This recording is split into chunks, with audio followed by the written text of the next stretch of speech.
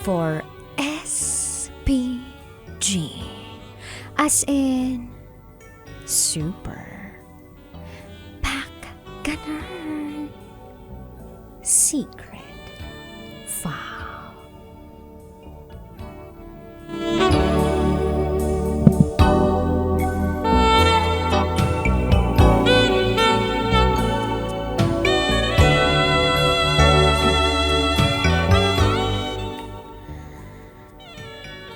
Pinantakip ni girl yung mahaba niyang buhok para hindi mapansin ang pagsashamsi sup-sup.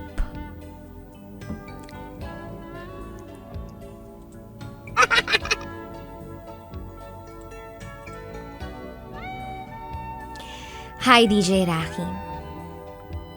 I miss you na.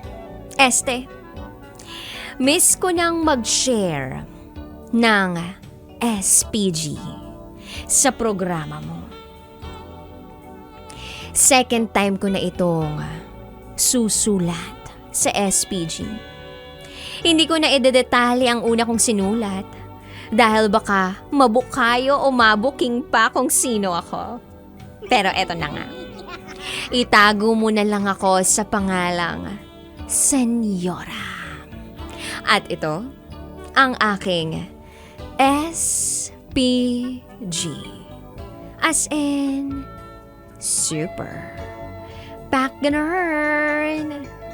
Secret file.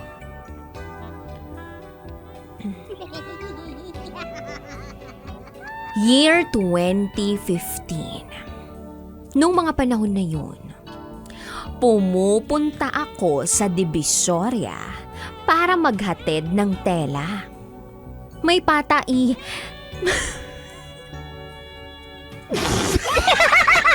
May patahian kasi yung tito ko.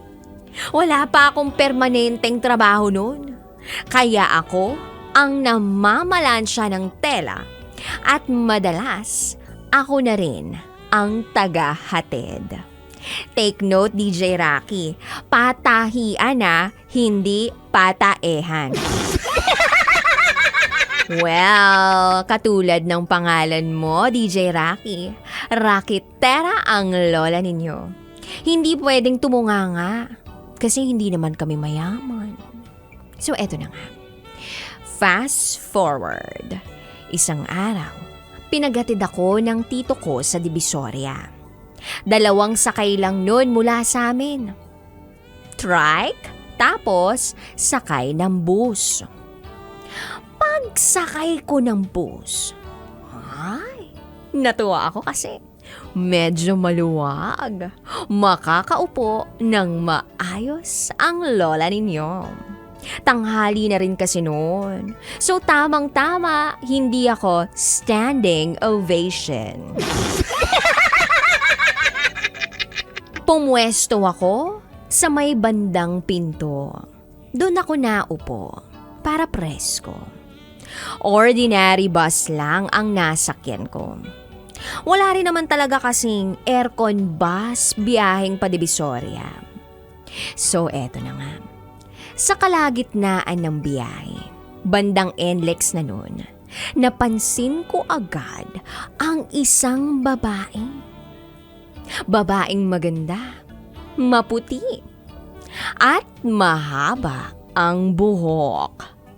Nasa bandang likod siya nakapwesto.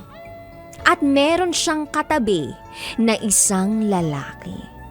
Mukhang kasama niya sa pagbiyahe. Yung kasama niyang lalaki ay maputi rin, guwapo, at cute. Ang sarap pisilin ng pisngi. Rosy cheeks ba?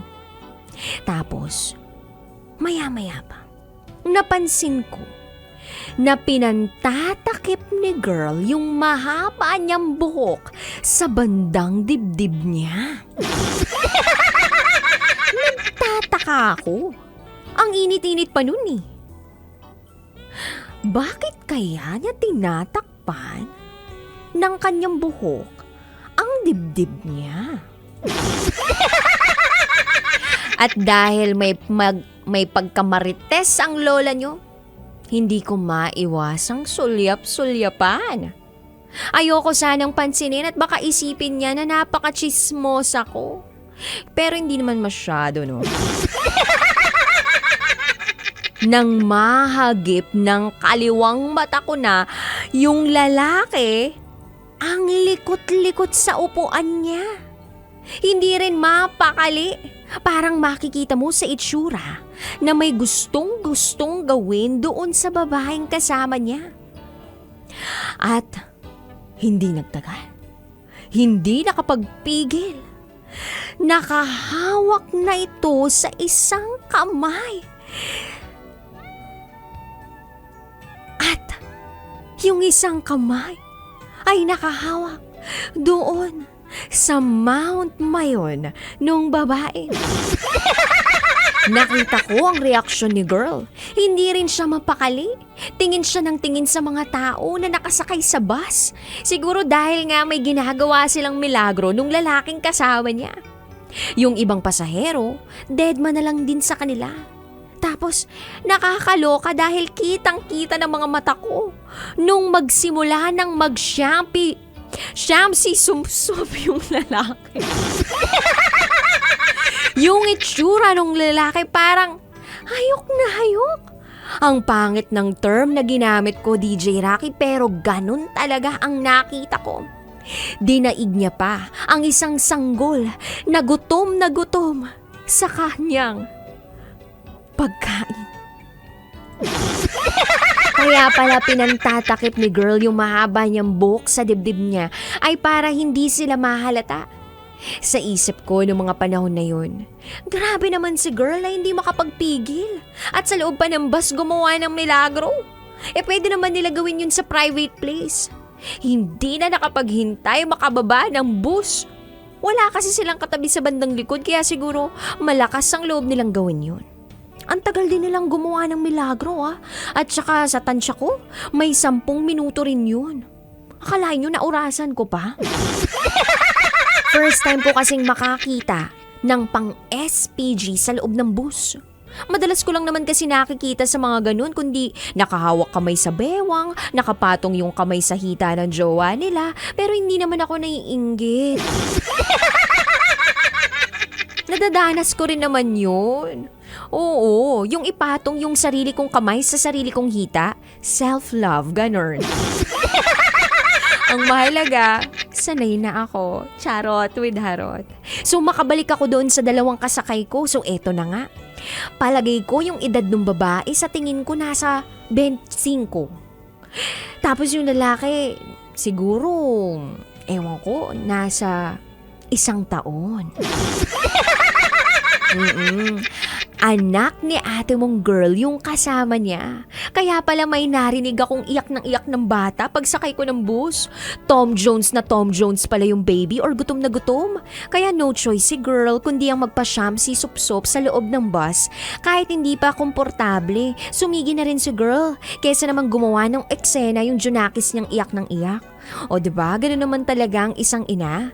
Gagawin ang lahat, wag lang magutom ang anak. Kahit saan pa silang lugar mapadpad. Kaya pala napakalikot ni baby sa upuan. Tom Jones o gutom lang pala. Kaya sa mga kabisyo natin dyan, wag niyo akong gagayahin na lahat napapansin. Pero minsan okay lang din namang tumingin. Kaya nga nakagawa ako ng SPG. Hanggang dito na lang po, DJ Rocky. At kung sakaling sa susunod man po, meron akong isi-share. Siguro hindi na SPG ng ibang tao, kundi SPG ko na. Yung meron ding eksenang siyamsi supsop. Pero hindi sa baby, kundi sa akin na. Muli po ako si Senyora at ito ang aking SPG as in Super Back Nerd Secret File.